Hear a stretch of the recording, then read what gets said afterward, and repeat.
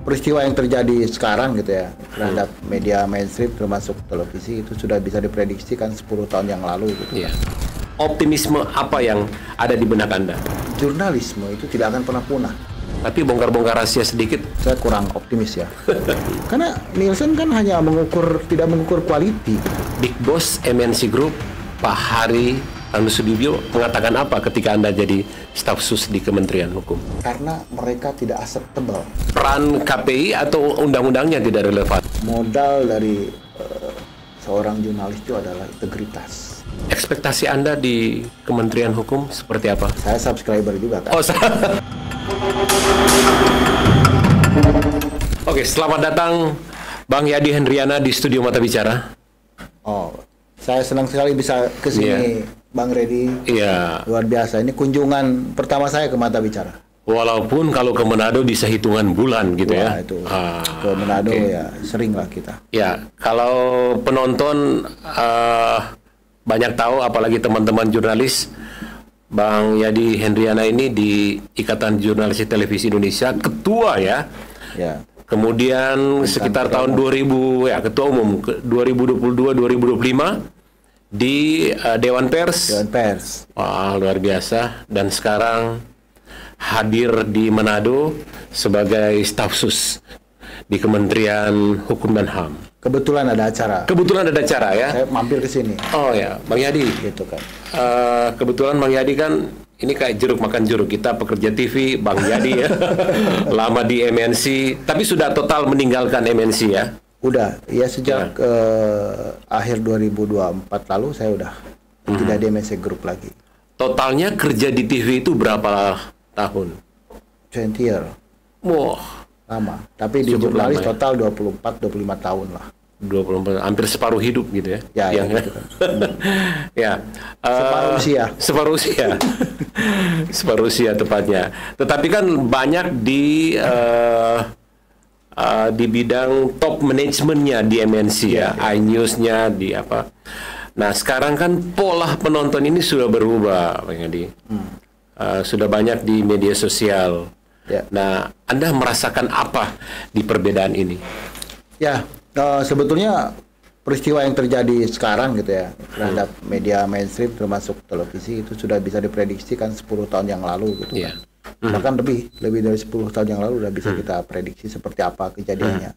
Dan ini adalah salah satu dari peristiwa buah dari disrupsi dan buah dari ketidaksiapan kita semua menghadapi itu. Gitu kan, regulasi juga tidak ada yang kuat untuk menghadang itu, dan akhirnya sekarang semua merasakan dampaknya. Tapi belum terlambat, situasinya masih bisa diperbaiki saya kira dengan ada regulasi yang baik tentunya, kemudian bisa regulasi yang bisa berpihak kepada industri dan juga kepada media. Kemudian yang kedua juga dengan kekompakan teman-teman media ini akan bisa membuat situasinya membaik kembali gitu kan. Tetapi dengan syarat kita harus kompak menghadapi ini. Gitu. Harus kompak memang ya. Memang hantaman media sosial ke media mainstream itu terasa sejak 2004-2025 ini, sehingga pemangkasan karyawan-karyawan TV nasional. Itu salah satu impact. Gitu kan. Yang impact yang paling besarnya ketika COVID gitu kan terasa. Gitu. Ada double disrupsi di situ kan. Iya, double disrupsi. Ya. Tapi mau apa lagi selain memang berkarya ya. YouTube Mata Bicara ini salah satu pilihan ya. Seperti Bang Yadi katakan, 10 tahun lalu sudah diprediksi bahwa kita beralih ke media sosial. Nah, kita melakukan ini sebelum terlambat.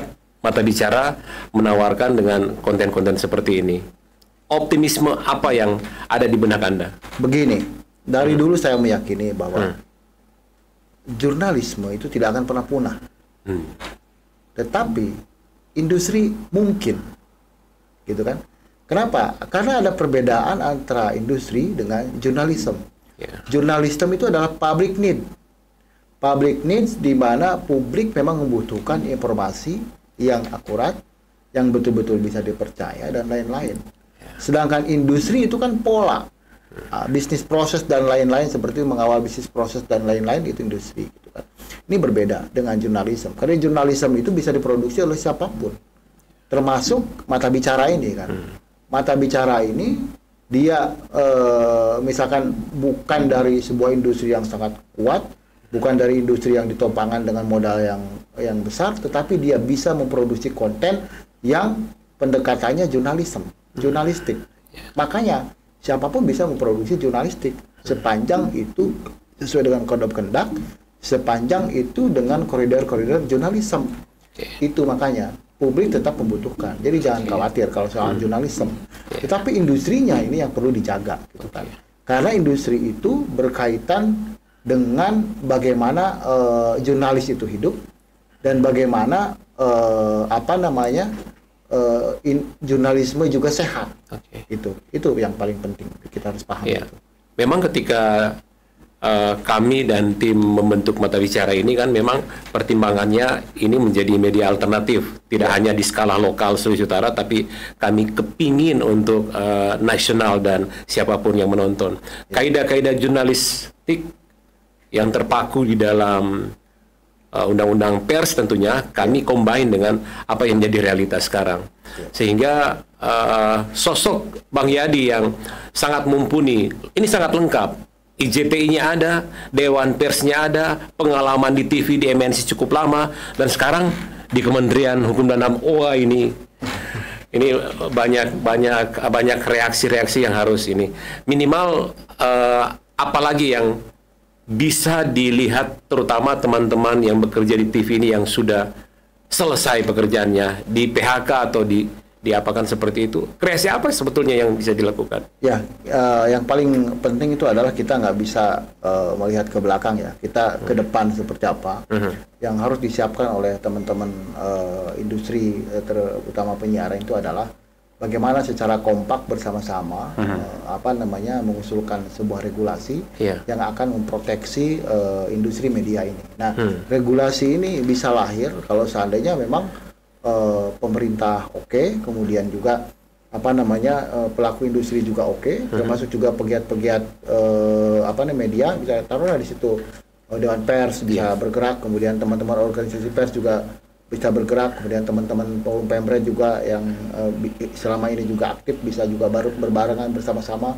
Kalau mereka kompak itu kemudian untuk memproteksi industri kita dari serbuan-serbuan konten-konten misalkan platform asing misalkan seperti apa gitu kan.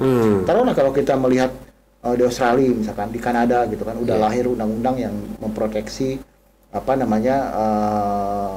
industri media dari serbuan konten-konten gitu kan.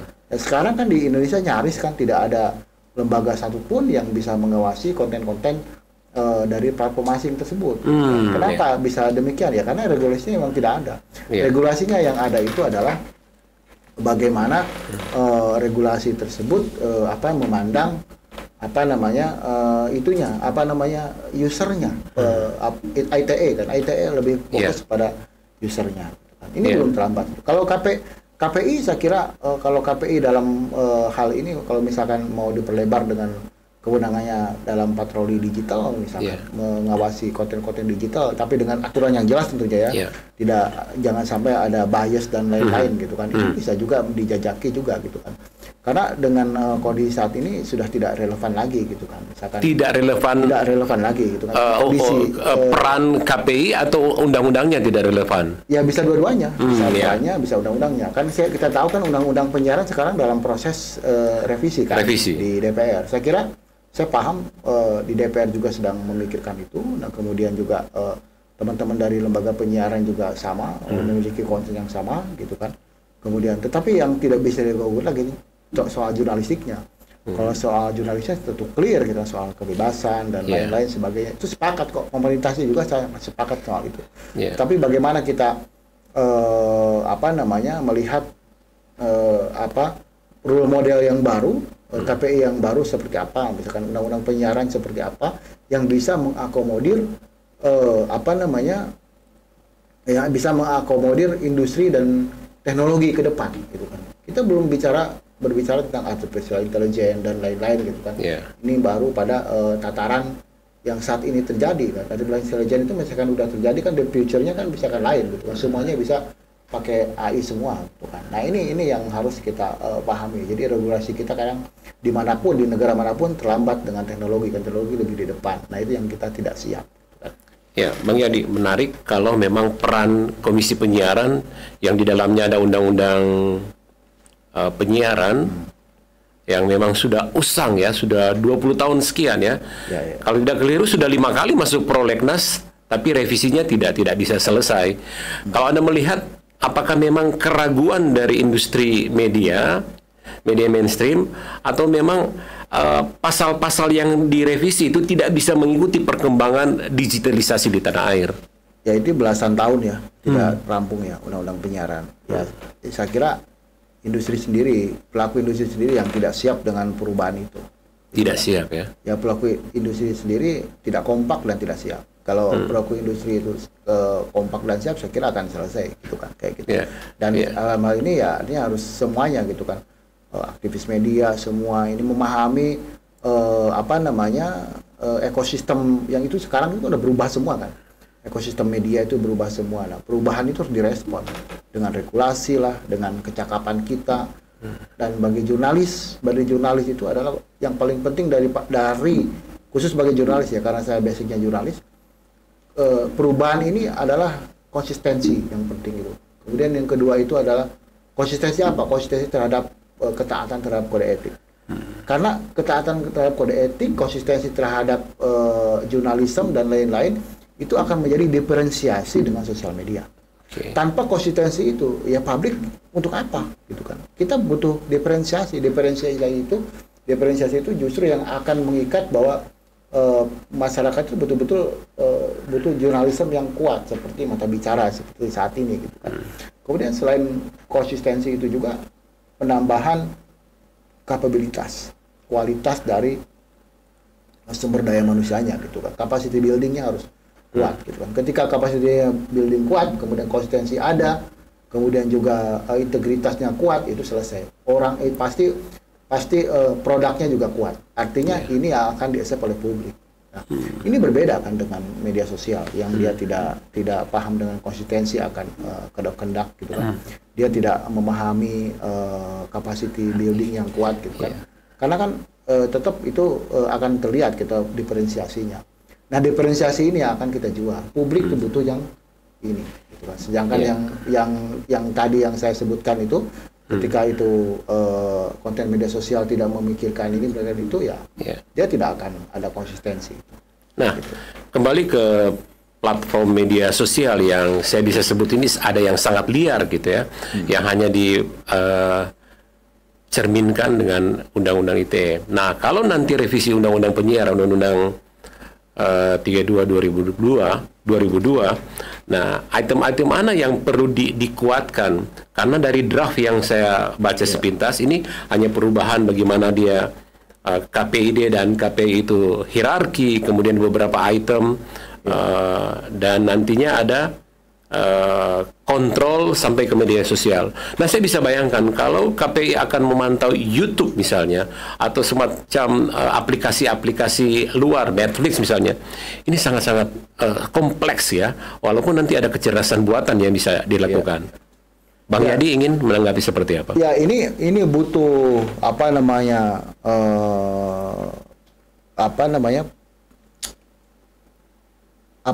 studi yang kuat ya untuk penguatan KPI ini, gitu kan.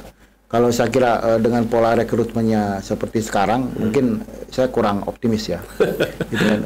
Masih ragu ya. Pola rekrutmennya harus dilihat seperti apa. Jadi dia tidak hanya sebagai akademisi, dia bukan hanya paham sebagai praktisi, tapi dia harus memahami konteks regulasi secara global dan konteks platform global dan lain-lain, maju ke depan dan lain-lain. Artinya pemahaman yang sangat kompleks sekali, karena kan ini dia akan mengawasi banyak hal, gitu kan. Gitu kan. Tetapi teknologi atau kondisi zaman emang mengharuskan pengawasan itu ada di situ, gitu kan. Memang harus ada, gitu kan. Kan kita nggak mungkin membiarkan konten-konten yang tidak sesuai dengan apa namanya culture, konten-konten yang asusila dan lain-lain terus bertebaran, hoax terus bertebaran gitu kan. Karena itu akan merusak gitu kan, merusak apa namanya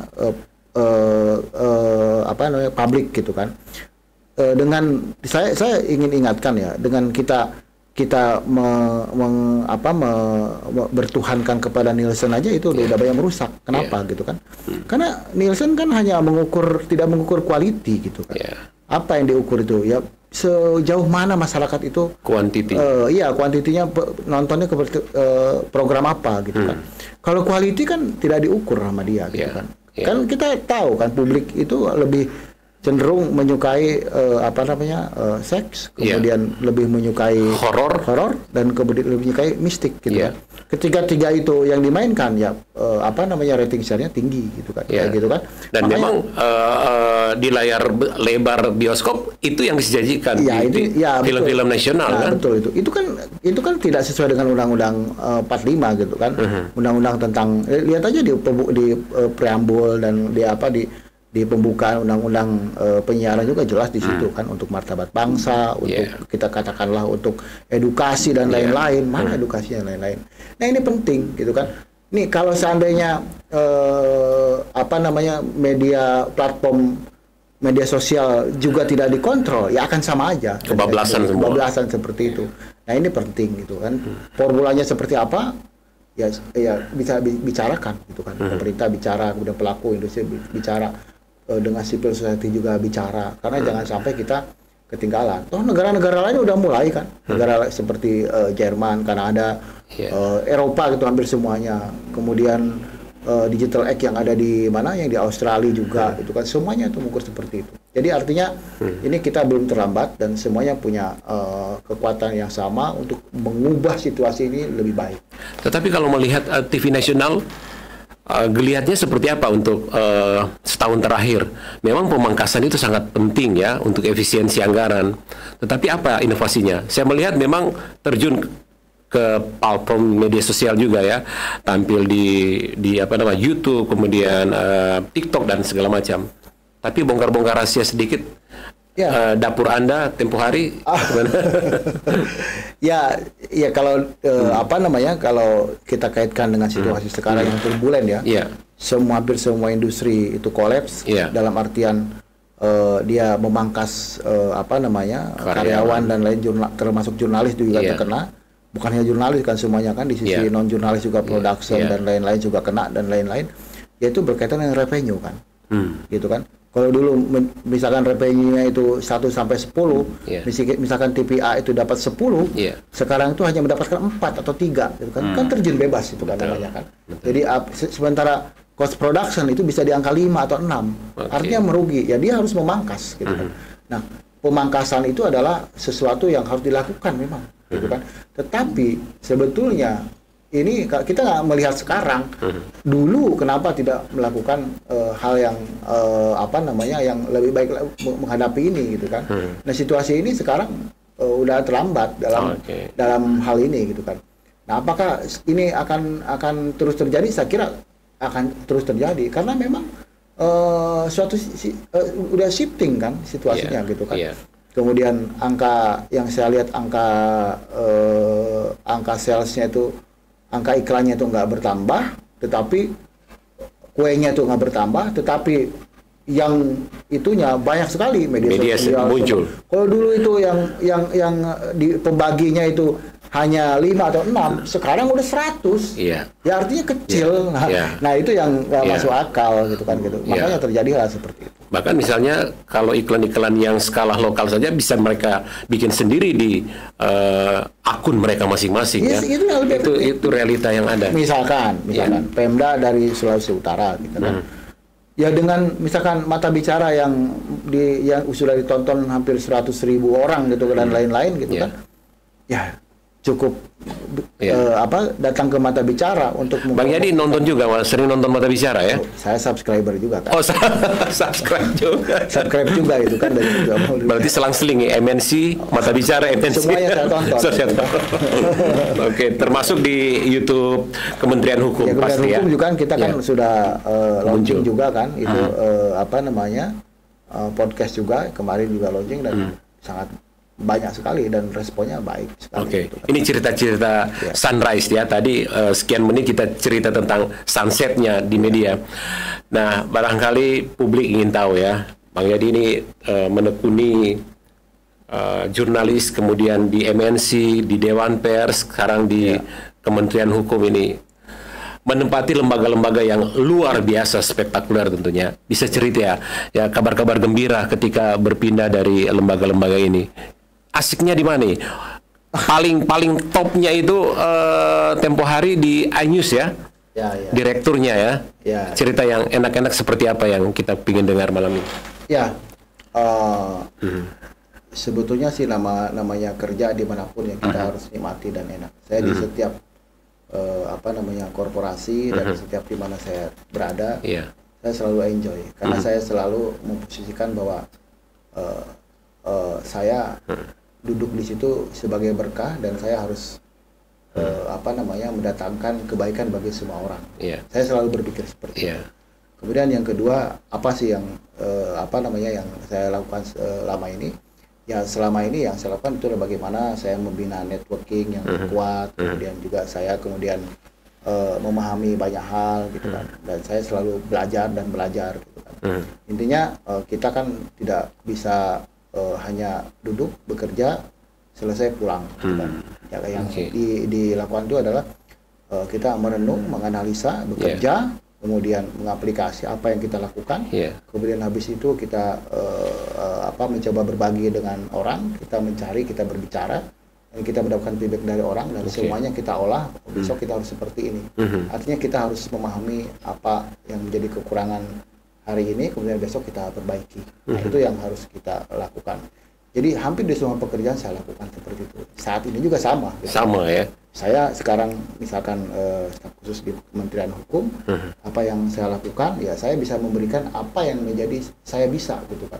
Saya misalkan expert di bidang media dan komunikasi, tentunya saya bisa mencurahkan itu di Kementerian Hukum dalam hal ini negara, dan saya merasa enjoy, dan sangat dibuat hobi ya ini pekerjaan ini. Merasa enjoy. Ketika kita pekerjaan kita tuh enjoy dan hobi kita tuh kuat, ya di situ kita akan berikan manfaat yang bagus dan kualitas dan output serta outcome-nya itu akan bagus. Tapi suasana kerja ini kan ada di beberapa lembaga yang besar, mulai dari direktur di grupnya MNC Group, kemudian di Dewan Pers yang tidak kalah luar biasanya, sampai di kementerian ini eksekutif ya. Suasananya gimana? Ada bawahannya, ada atasannya? Ya, kerja dimanapun sama. Pasti di lembaga manapun apa-apa gitu kan, ada konflik, office politik pasti di mana-mana ada gitu kan. Tapi bagaimana kita memanage itu supaya manageable untuk kita, dan kita mampu melakukan perbaikan, kemudian kita mampu acceptable kan. Artinya gini, orang yang berhasil itu bukan orang yang kuat, tapi orang yang berhasil itu juga bukan orang yang pintar. Banyak orang pintar yang gagal, banyak orang yang sangat kuat juga gagal. Kenapa? Karena mereka tidak acceptable. Begitu juga dengan teknologi. Banyak orang gagal memahami teknologi, banyak orang kuat juga nggak mampu bekerja karena memahami teknologi, seperti Kodak dan lain-lain, karena dia tidak acceptable dengan teknologi. Nah, artinya dalam pergaulan juga begitu. Ketika kita acceptable dengan apapun, kita akan menjadi orang yang berhasil. Ini filosofi hidup. Ini makin banyak jadi pengalaman ya. Kita ada orang kuat, tetapi orang yang bisa acceptable. Nah, lingkungan kerja kan hanya seputar Jakarta, tetapi ini sekarang banyak terbang ke luar daerah, termasuk di Manado ya. Ke luar negeri, karena di bagian hukum luar negeri ya. Banyak ya yang dilakukan, ada naturalisasi gitu kan, ada kita juga ada undangan-undangan yang kita harus datangin gitu kan, karena kan seperti apa di luar negeri juga ada, di daerah juga ada. Ya bidangnya sih kurang lebih saya tidak berbeda dengan apa yang saya yang saya tekuni saat ini, tapi kita lebih switching, kita harus memahami lebih tentang hukum, karena saya orang komunikasi dan bagaimana kita meriletkan antara komunikasi hukum dan lain-lain seperti apa, dan itu menarik sekali saya kira. Gitu. Memang saya dengar Bang Yadi berkawan dengan menteri ya, tapi pola kerjanya sempat pernah dimarahi menteri atau seperti apa nih? Kalau misalkan di kantor dan lain-lain sama aja. Sama aja ya? Sama aja, Pak Menteri punya kebijakan seperti apa, perintah seperti apa, ya sama aja atasan dan bawahan gitu kan, sebagai partner gitu kan. Dan saya merasakan sangat enjoy dengan itu. Ya. Selain berteman juga kan saling bertukar pikiran, kemudian juga kita juga karena begini seperti apa, karena tugas fungsinya dan staf khusus kan kita udah tahu semua, seperti itu memberikan pertimbangan dan lain gitu kan. Iya, saya dengar memang Bang Yadi menjadi pembisik menteri ya, ide-ide seperti itu ya, karena lingkaran satu itu ya setiap hari ketemu menteri gitu ya. Ya, bukannya saya kan banyak kan. Tapi saya dengar Bang Yadi lebih intens gitu ya, memberikan ide-ide yang menarik karena latar belakang jurnalis, pernah di Dewan Pers, waduh lengkap sudah. Khusus untuk media dan lain-lain saya mungkin bisa dikatakan ya, artinya katakan latar belakangnya media, saya lebih banyak memberikan ide tentang itu. Gitu. Saya enjoy lah di situ. Kalau di kementerian setiap hari datang jam berapa, pulang jam berapa, dan pola kesibukannya seperti apa nih? Ya kalau datang pasti pagi gitu, biasa gitu kan. Datang pagi, kemudian pulang kadang sore, kadang malam gitu kan. Kadang kan weekend juga kan ada gitu kan, kayak gitu kan. Seperti itu. Jadi lebih enjoy aja. Jadi karena dari dulu saya tidak pernah memikirkan jam kerja gitu kan, seperti dengan jurnalis gitu kan. Jurnalis kan dari dulu kan nggak ada jam kerjanya gitu kan. 24 jam. 24 jam, 24 hour gitu. Kalau pola efisiensi dari pemerintahan sekarang, apa reaksi di kementerian? Kalau itu kan top down gitu kan, otomatis harus menyesuaikan. Dan saya kira yang dilakukan oleh Presiden Prabowo itu sangat baik gitu kan, men-challenge seperti itu. Dengan budget segitu kita mampu melakukan banyak hal, dan saya kira sangat keren sekali gitu ya. Gitu kan, saya ngelihat semua program-program dari pemerintahan ini juga tercapai dengan baik gitu kan, dan memiliki pola yang pattern yang sangat baik sekali, dan hampir semua kementerian mengikuti itu. Saya kira ini adalah challenging sekali, dan semua mengubah culture yang biasanya mungkin ya, culture yang biasanya mungkin udah siap segalanya, kemudian harus inovasi gitu kan. Karena kenapa? Karena kan banyak negara, banyak korporasi survive ketika mereka itu dalam keadaan terbatas gitu kan. Ketika mereka dalam keadaan berlebih, yang mereka justru nggak berpikir inovasi, tidak ada lagi inovasi yang baru gitu. Nah, karena keterbatasan ini membuat semuanya inovatif gitu kan. Ini penting, ini filosofinya dari presiden kita ini penting sekali. Jadi challenging banget, mengajak semua inovasi dan semuanya gitu kan. Seperti di Kementerian Hukum sekarang, bagaimana kita menciptakan transformasi digital dan lain-lain ke depan itu, ketika transformasi digital yang dicanangkan oleh Pak Menteri ini kan, ya sesuai dengan Astacita kan, itu jalan, saya kira akan menjadi inovasi bagus dan pengiritan yang luar biasa, baik dalam SDM maupun dalam public service, pelayanan akan cepat dan lain-lain sebagainya. Nah, di lingkaran satu Kementerian Hukum, advice apa yang Anda sering sampaikan ke Pak Menteri? Ya, terkait media. Media ya. Terkait media. Apa saja tuh? Dengan isu dan teknis atau kebijakan-kebijakan? Ya terkait kebijakan dan teknis juga. Gitu. Dan kebetulan juga saya memberikan saran juga bagaimana kalau kita membuat literasi yang kuat di Kementerian Hukum, ya kita dengan bikin podcast, dengan menjalin hubungan tentu dengan media-media mainstream dan lain-lain gitu. Tetap kaitannya kita dengan media mainstream dong.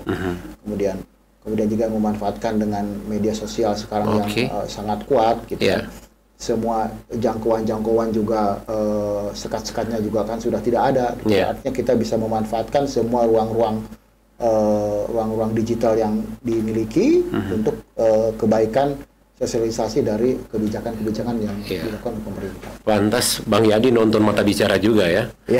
Nanti kapan waktu Pak Menteri kami undang duduk di kursi yang Bang Yadi duduk sekarang ya. Kalau saya bicara Pak Menteri ya silahkan aja. Gitu kan. Nah, ini enak kalau bicara pengalaman di dunia kerja sebelumnya dan sekarang Bang Yadi staf khusus di Kementerian Hukum. Saat Anda sudah berapa bulan ya? Sekarang Juni. Ya kalau dari Oktober, hitungannya Oktober sudah hampir. Ya udah 9 bulan ya. Ya 9 bulan. 9 bulan. Saya ingin tanya nih. Big Boss MNC Group Pak Hari Tanusudibyo mengatakan apa ketika Anda jadi staf sus di Kementerian Hukum? Dia telepon apa? Ya, dia mendukung. Mendukung ya. Ya karena paham, mungkin saya juga udah lama di MNC, ya melakukan. Ya mungkin ya dengan meskipun dengan apa namanya kan, kayak namanya juga sudah lama di situ, gitu kan. Ya ada silakan Mas gitu kan. Itu demi kebaikan saya juga. Gitu kan. Tapi ketika penjelasan tadi masih soal media, kayaknya circle pekerjaan itu ya kan, jurnalistik, media, jadi memang lebih lengkap lagi mempraktekkan ilmu-ilmu di TV, di Dewan Pers, terjun ke Kementerian Hukum gitu ya. Karena meskipun di Kementerian Hukum, karena hubungan saya dengan teman-teman media juga gitu kan, sahabat-sahabat saya banyak di media gitu kan, lingkaran saya teman-teman pemimpin redaksi, teman-teman media di platform gitu kan. Ya itu yang saya artinya harta kekayaan saya di situ gitu kan. Saya merasakan jadi enjoy aja. Oke. Sangat lengkap ya, praktek menjadi leader di MNC, sekarang di Kementerian Hukum. Saya ingin tanya nih Bang Yadi, kalau Anda ingin mengevaluasi jurnalis sekarang, kalimat-kalimat apa yang penting Anda sampaikan kira-kira untuk teman-teman jurnalis? Modal dari seorang jurnalis itu adalah integritas, dan topangan integritas itu adalah kapabilitas. Ketika sudah memiliki integritas dan kapabilitas, jangan ragukan hidup Anda akan kemana, karena hidup Anda itu adalah di situ, dan kemenangan Anda itu adalah di integritas dan kapabilitas. Jadi ketika memiliki dua hal itu, hidup Anda udah selesai dan udah sangat baik sekali jalannya. Integritas dan kapabilitas. Oh, ini saya setuju 1000% nih Bang. Ya, karena memang kondisi sekarang perlu figur-figur yang berintegritas ya, punya kemampuan ya. Karena memang realita di lapangan ya, yang saya bisa sebut perusak sebetulnya di media ya, yang tidak punya dua item tadi ya. Betul sekali. Ya termasuk kenapa bisa kondisinya bisa sekarang, bisa saat ini kan, ya begitu. Bayangkan sekarang saya kalau hitungan saya ya semenjak di Dewan Pers, jumlah media kita itu kalau dihitung secara kasar itu ada 61.000 lebih. Resmi ya, terverifikasi. Bukan. Jumlah yang yang kalau dihitung ya, satu dinas Kominfo di daerah itu 120 masing-masing. Dikalikan lebih dari 560-an kabupaten kota, ya jumlahnya bisa 60 ribuan kalau dihitung. Sementara yang terverifikasi oleh Dewan Pers 1.700-an. Artinya yang tidak mematuhi kode etik dan jurnalistik, kode etik jurnalistik dan kode kehendak yang kita pahami dan tidak memahami tentang fungsi pers dan lain-lainnya seperti lebih banyak. Gitu kan. Tapi Bang Yadi, suatu keniscayaan bahwa media yang sehat dan tidak sehat, yang tadi tidak memiliki integritas dan kapabilitas, akan tumbuh bersama gitu ya, akan beriringan berjalan, walaupun memang yang dicari sebetulnya media-media yang memiliki integritas dan kapabilitas. Ya pada akhirnya kan publik akan memilih kualitas kan. Artinya dulu kan ketika waktu COVID juga kan pertebaran hoax dan lain-lain, dan di situ ada kampanye bahwa jangan mudah percaya informasi sebelum melihat di TV, gitu kan? Alat konfirmasi yang. Artinya media mainstream masih sangat dipercaya. Kalau sekarang media mainstream sudah sama dengan media sosial, siapa lagi yang percaya? Artinya yang menghancurkan kita itu ya kita sendiri, gitu kan? Tantangan terbesar jurnalis sekarang itu adalah diri kita sendiri, bukan yang lain. Termasuk mengedukasi penonton, pembaca dan pemirsa gitu ya. Ya, itu adalah salah satu bunyi undang-undang, dan apa namanya, itu adalah juga kewajiban dari seorang jurnalis gitu. Jadi kan kita belum bicara bahwa tidak semua informasi bisa disampaikan ke publik ya. Kita masih berbicara kepada tataran konsep dan konsep ideal gitu kan. Ya sebetulnya yang apapun yang dilakukan oleh seorang jurnalis itu, informasi itu baik untuk publik gitu. Ya artinya ketika informasi tersebut buruk untuk publik, meskipun benar jangan disampaikan. Misalkan ada konflik tiba-tiba di satu tempat, misalkan konflik itu SARA, terjadi konflik agama dan lain-lain. Nah, ketika media mengamplifikasi itu besar-besaran, konflik yang tadinya di satu wilayah akan besar menjadi konflik nasional. Nah, informasi semacam itu yang harus diredam. Artinya media harus bersama-sama meredam itu. Artinya impact-nya kan. Kalau impact-nya negatif, ya apapun kita harus melihat kepada dampaknya. Karena kan kebaikan jurnalis itu kan kebaikan untuk publik. Itu aja. Ya. Ekspektasi Anda di Kementerian Hukum seperti apa, Bang Yadi? Ya, saya sederhana aja. Saya bisa tentunya dengan expert yang saya miliki, saya bisa membantu pemerintah meskipun saya adalah bagian kecil banget gitu kan. Tapi bisa bersuara besar nih, namanya media. Saya bisa membantu pemerintah dalam mensosialisasikan apa yang sedang dikerjakan oleh pemerintah, akan dikerjakan dan pemerintah, dan sedang dikerjakan oleh pemerintah, biar publik tuh paham bagaimana kita itu lebih baik, negara kita tuh lebih baik gitu kan. Itu aja ya, ekspektasi saya gitu. Nggak besar gitu, artinya saya berguna di manapun berada dan saya bisa bermanfaat bagi siapapun, termasuk bangsa dan negara ini tentu. Keluarga Anda mengatakan apa ketika Anda di kementerian? Keluarga saya selalu percaya sama putusan-putusan yang saya ambil. Jadi saya tidak pernah worry apapun, karena dengan putusan yang saya ambil mereka selalu dukung, go ahead. Oke.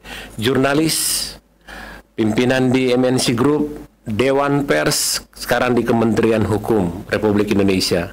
Ke depan akan ada di mana lagi nih, Bang Yadi? Saya selalu mengikuti apapun dengan natural ya. Saya tidak pernah punya rencana yang spektakuler, tapi lagi-lagi hidup saya cuma satu. Dalam apapun dan posisi apapun, saya harus berguna bagi siapapun, orang terdekat, siapapun yang menjadi yang perlu saya mempunyai value, ya seperti itu. Jadi saya selalu orang yang tidak mementingkan harus jadi apa ke depannya, tetapi saya selalu mementingkan ke depannya saya harus tetap memiliki nilai guna bagi sesama. Itu aja. Oke.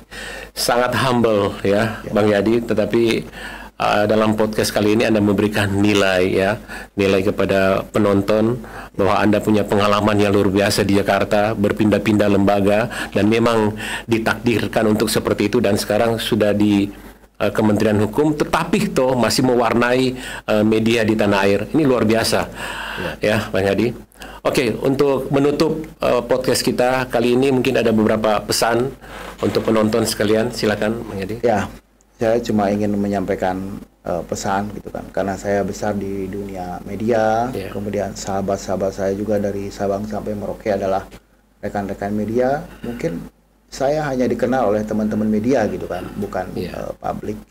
Jadi saya hanya berpesan kepada rekan-rekan semua, jangan patah semangat dengan kondisi saat ini gitu kan.